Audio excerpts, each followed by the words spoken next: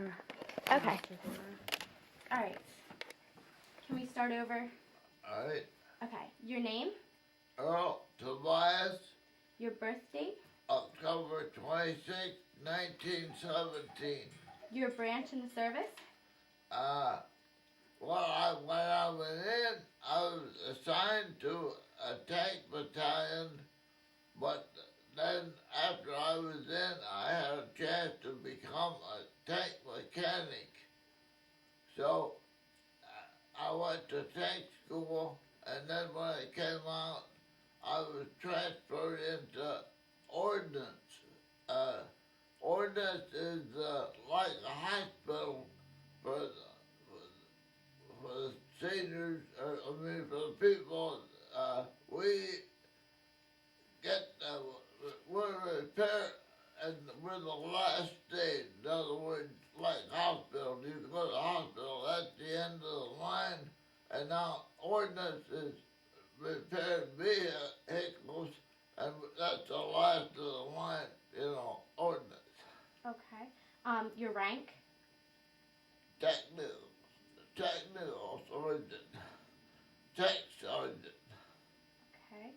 And where were you? I was in Italy, North Africa and Italy, but when we crossed the ocean, the war ended in Africa, and then I got in Italy. Okay. And now you can just tell me anything. You can tell me your story. When I went to tank school, when I went to the army, I had no talent, whatever. And when I was in the army, I saw a guy in there that had a tank engine all apart, and I said that'll never run again. But he got that running, and it was beautiful. And I asked him, I said, I want to be a tank mechanic. And the next day they sent me to school.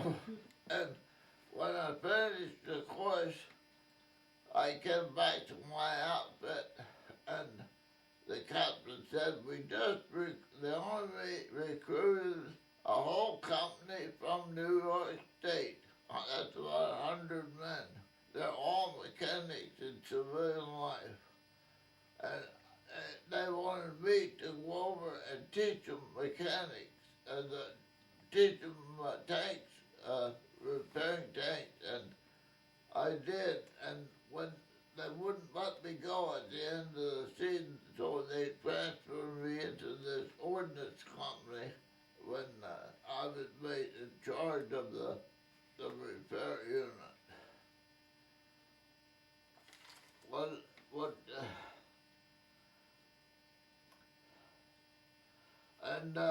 Now we the 741 tank was on. I was in, went to England, and we went to North Africa and Italy. And when I was overseas, I ran into a man that was transferred from England to Africa, and I asked him if he ever run into my tank was on. He said, yes, we were bivouac right side by side. I said, whatever happened to them? He said they were in D-Day in Normandy, and they were wiped out. So I got saved. I got out in time. And so I've been with them ever since, and a nice bunch of guys you never met.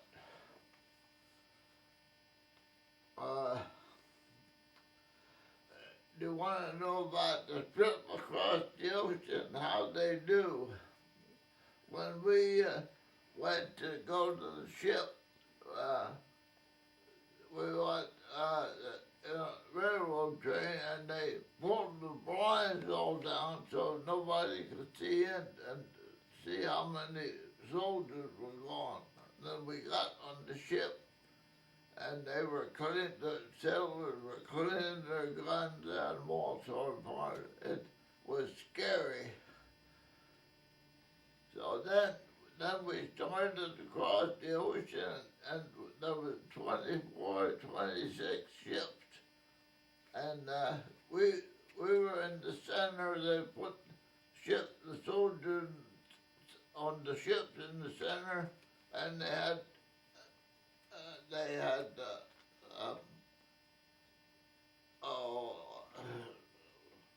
what battleship around the outside edge, protecting us from submarines.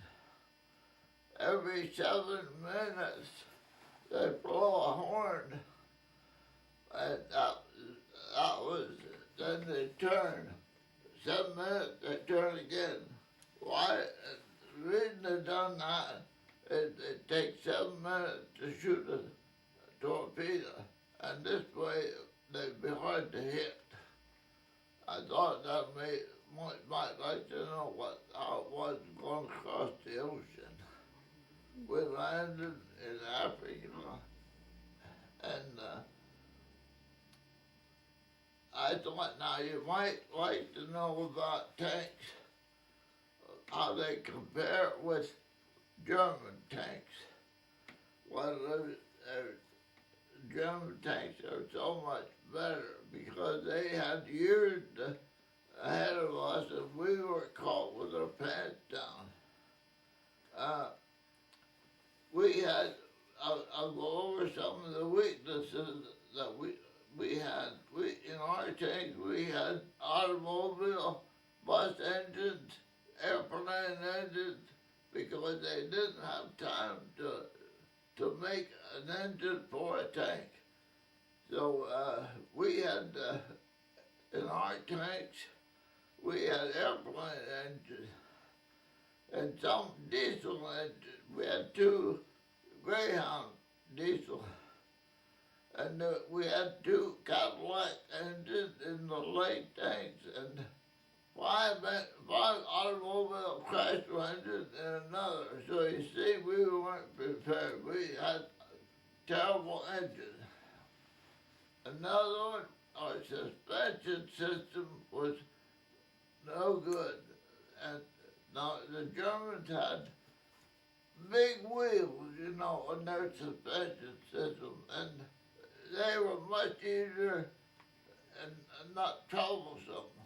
And in ours, we had the little buggy wheel, we called them, and the rubber tires would fly off. They were hard rubber. And the nuts would get rusty driving in mud. You couldn't get them off. You had to burn them off. And I made a wrench that really took them off. I cut the wrench off the long handle that they had for 3 or 4 minutes, and they couldn't get them loose. So I cut the handle off and stuck it down in the track and pushed the tank ahead, and the bunnies, there was no nuts.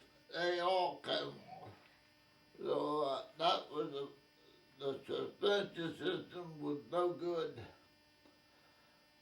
The armor, the gun, the German had an 88 millimeter gun, and we only have a 76.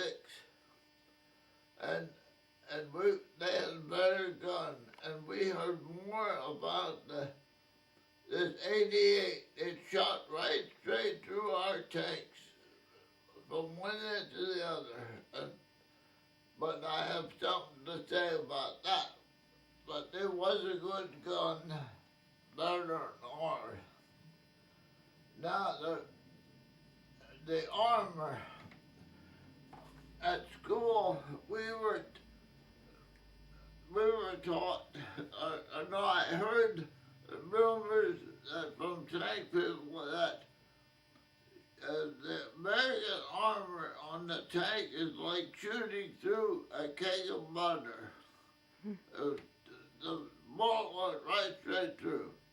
But at school, they told us the Germans had plate steel and that would stop a bullet. But on the inside of that, where it hit, the concussion was that great that it would knock pieces off the inside of the armor, and that would fly around. It would be shrapnel and could kill everybody in the tank. The Americans said they don't want that. So they made an armor. It was called homogeneous. And a bullet would enter that and go right straight through.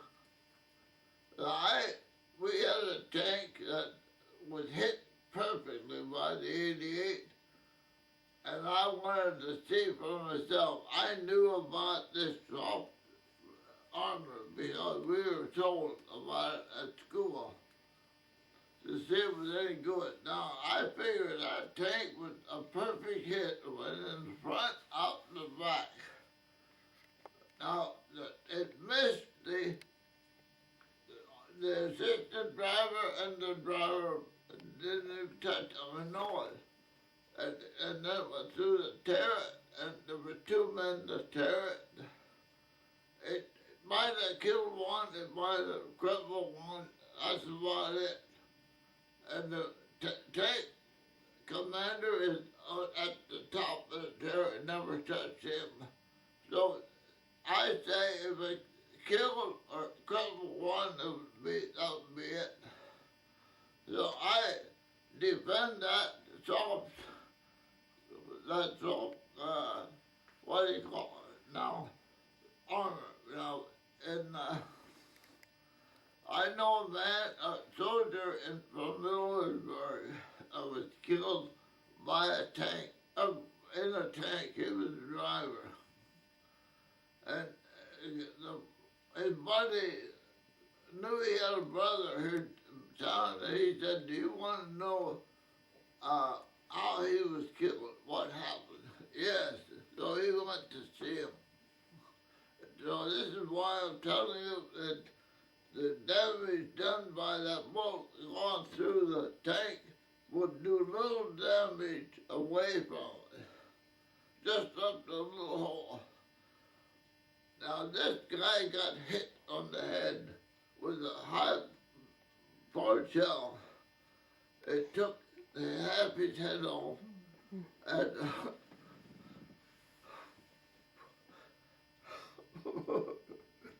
it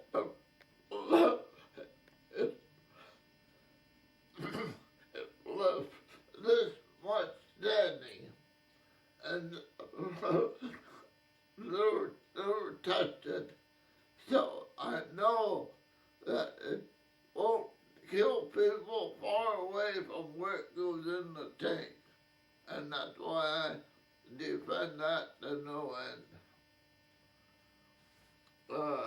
And another thing was terrible on our tank is the escape hatch. How you get out if you get hit, if it's caught on fire. They had an escape hatch.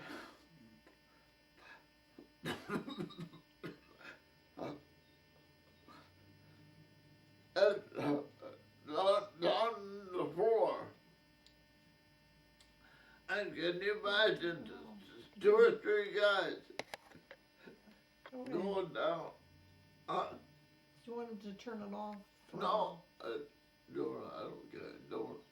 So that, but you can imagine going down through that hole, and after you got through the hole, you only had that much clearance on the bottom of the tank, and I just couldn't believe anybody going down there to get out. You get stuck in there, and you can burn the left. So that was bad. Now the new tanks that they have today, they took care of all these problems. In the new tank, you have an extra compartment that you get out the door. And that is a morale builder, knowing you get out. Now I guess that's about all for the tank. Now, when you send the tank into action, if you don't have the infantry with them, that tank is sitting up. That's almost sure to be shot. But you have to have the infantry to protect that tank, because blind in the tank, you have to look out a periscope. You can't see good, you know. And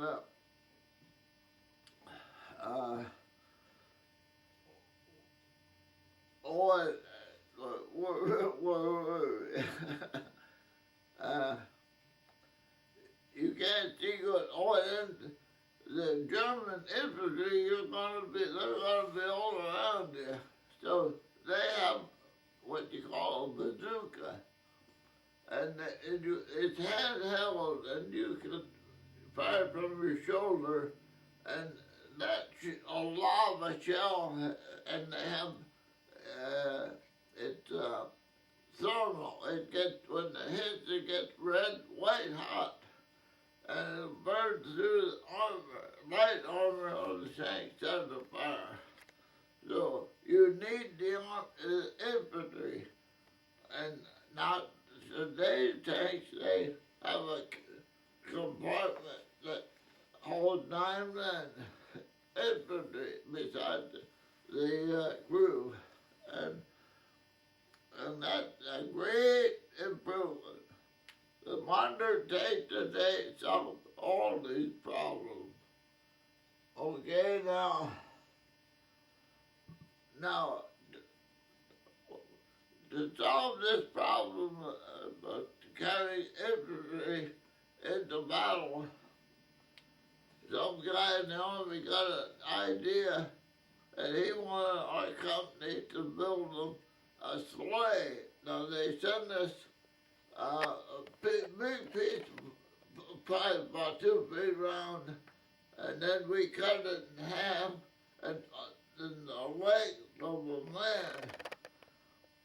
So what the idea was is we made sleighs, and I'm pointed in the front end like a boat, and then had a harness and tied it to the tank, and then we had to release it. You could release it whenever you want to.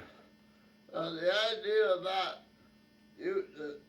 you put many of these half shells of boat tank on, and it was 8. And that tank would drag that behind the beak, and then when they want to, they release it. So they had infantry protection, and that was the first that they tried. But now today they made this tank with they hold 9 men, and you get out through the door.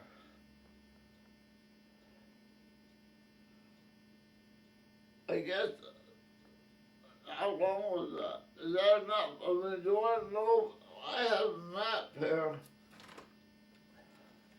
Is this your tour of duty, like where you were located in What? Italy? Is this your tour of duty, like where you were located in Italy? What, not this? What I told you. This is where it happened in Italy, this part of Italy in Africa? Oh, yeah, yeah. Okay. Can we see it? Now here's where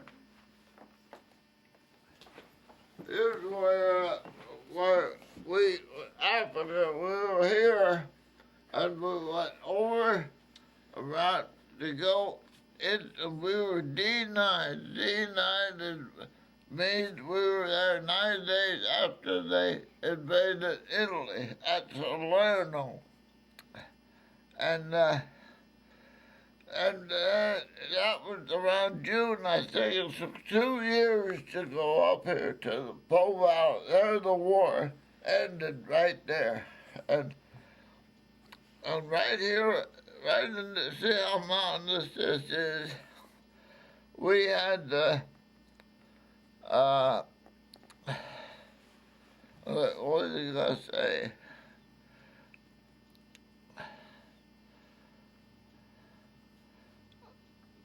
We was real mountainous, but I forgot what was going to, won't turn them off, don't I think. There was a town named Casino, and there was a monastery on top of the hill, see, and the Germans, they had their artillery, they had it sighted in on the roads coming through these mountains, and we were stalled there for I don't know how long, a couple of months. And then they decided they couldn't go, so they went around and started invaded behind the German lines. And it was called Anzio. And that failed. It took all they could do to hold the beachhead. Germans had a tank on rails, and they backed it with fire and back in a cave, and you couldn't get out. You couldn't kill it.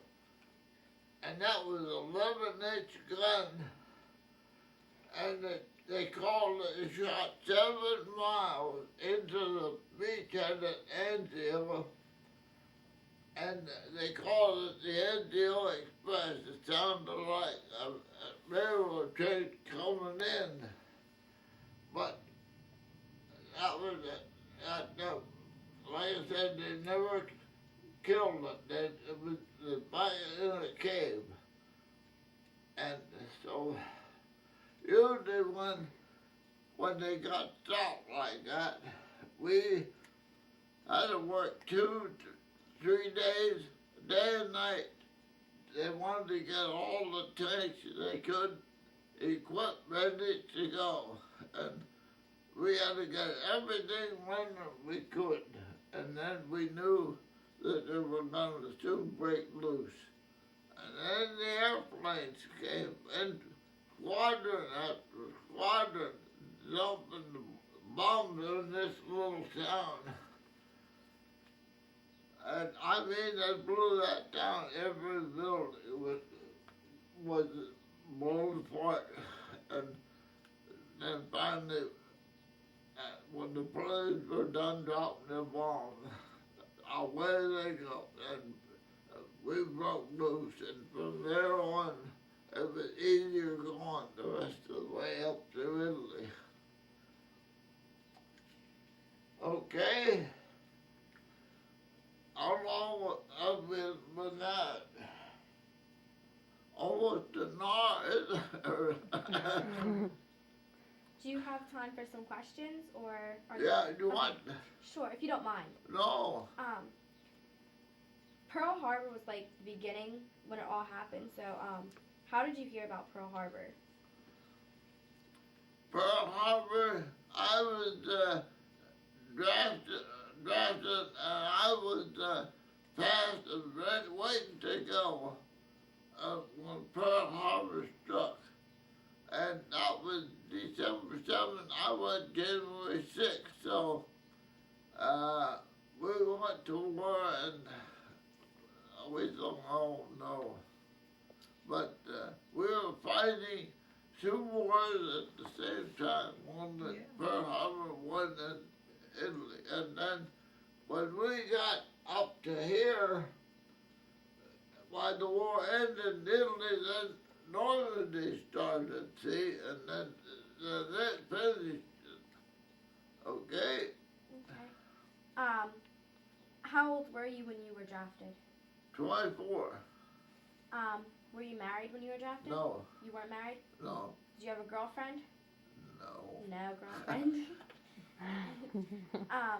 But we had to, when we got to Florence, I was married and didn't even have a girlfriend, and there they had two English teachers that taught English in school, and a guy from New York, he told his wife, they wanted to go out with us that learned very good and English and so on. And we had a day or so of them, and believe me, there was no hanky-panky there.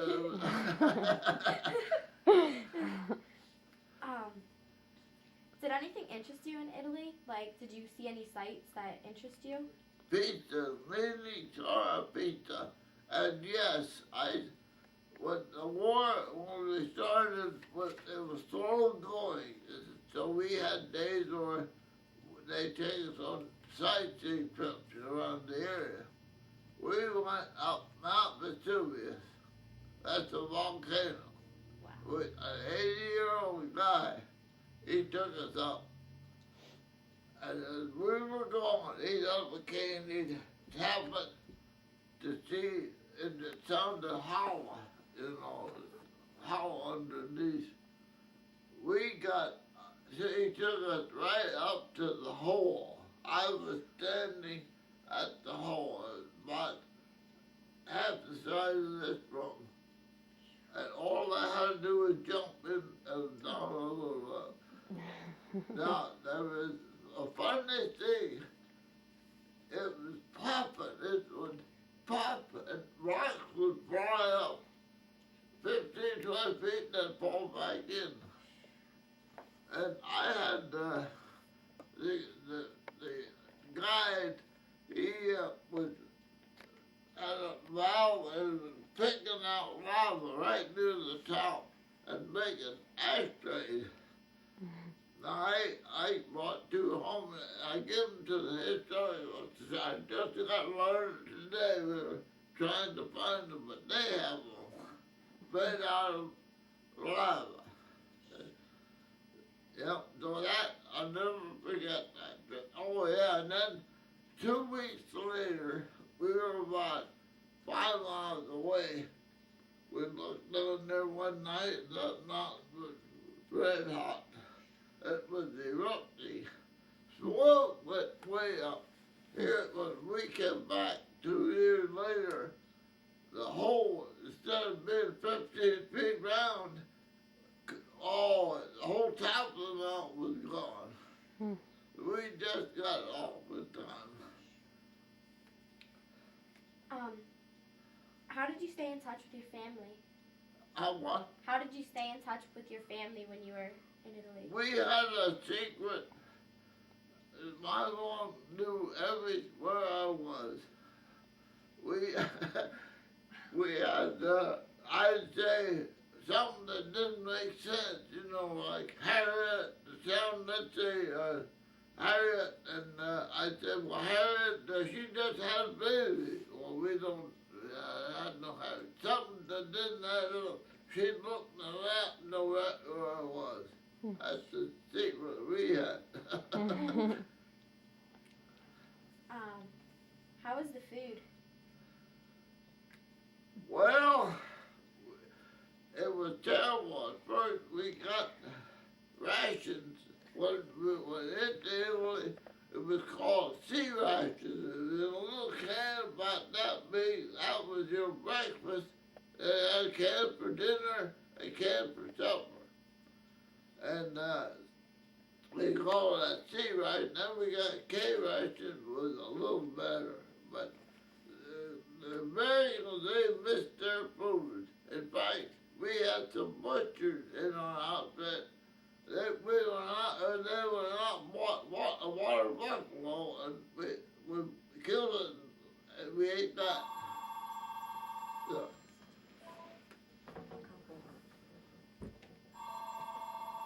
But, you have more? Yeah, if you don't mind. Why, sure. Sure, you're doing good. How did you entertain yourselves? What I did, I was given a tool truck, and I was with an engineer from a big company in New York, and he was like we would find something that we didn't understand, a part or something. We go out there at night and tear it apart and study it to figure out what would tick. So I learned a lot from him. He was good. Do you have any photographs? I don't know. I think I brought them home the other night. Did you want to see them? If you have them. I don't know where them You don't, then it's not a problem. What are your feelings about Hiroshima and Nagasaki? You're in atomic bomb. Yeah. We were, you ever hear the French Riviera? Yeah. We were there when they dropped the atom bomb at the French Riviera. We didn't know what they were talking about. They said it wiped up the whole city. We couldn't believe it. So there's where we were when they threw it. I'm all for it. Because the company I was with, they didn't have enough points to get out, but I did. And they went over to Japan, but the war ended before they got there. Where were you when the war ended? I was in Florence, Italy. At that north, way up here. Did you make any friendships? What, with people? Yeah, over in Italy and. The two girls. Did you stay in contact with them? No. They just wanted to learn American, you know. They were teaching English in school. And oh, by the way, they took us to their house for supper one night, and their dad was a colonel in the Italian army. That was good. Did being in World War II affect your views on war? Affect what? Did they change your views on war? Did you have a different feeling going into war than coming out of war? I'll tell you what, the army, I was poorly, I was bashful as could be. I don't know what would happen to me. I got more out of the army than, oh, that was wonderful. It made my life, for my work in life. It was wonderful. Do you think World War II could have been prevented?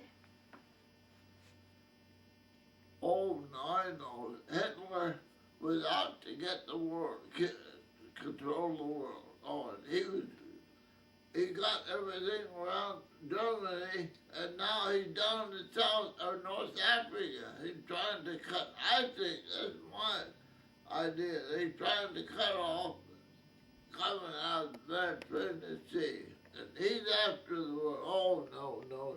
Hitler was bad. Can you tell me your most memorable experience in war? A lot of them.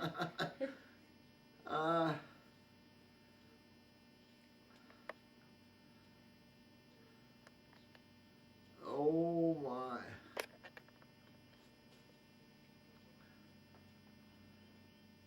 I think my most memorable is that I got transferred out of the tank battalion and went in ordnance. That I felt saved my life, and at the same time it prepared me for my life's work when I got out of the army. That would be mine, but I never was in combat. I saw air raids and stuff like that, but I never was in combat. Never had a gun. That's. Now the German cavalry surrendered, and they were short of men to bring them into the stockade. So they asked me, and I went and loaded the guns up, sat beside them. They didn't have a gun or nothing. They won't run away because where they going? They know they're not going to get shot no more. But I said that was a little thrill. Yeah. Did you go back to school or work after you got out of the Army? I got a job with a machine company, and they build all the machines you need for shoe factory. And I got in there and I traveled in 4 states, and it was just a job that couldn't be beat. I loved that job. How long were you at the job for? 35 years. Did you use the GI Bill? No. No, you didn't. Have you ever gone back to visit where you fought? Yes. How many times? 1. And you went back to Italy? Yeah. How long ago? 15, 20 years ago, I guess, we went there. And they wanted me to talk about Italy, about when we were there on the bus, you know, and I was too bashful, I didn't do it. Do you have anything else you want to, any other stories?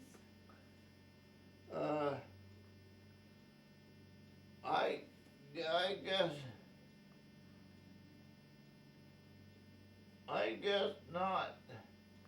Okay. But, did you get enough, Yeah. do you think?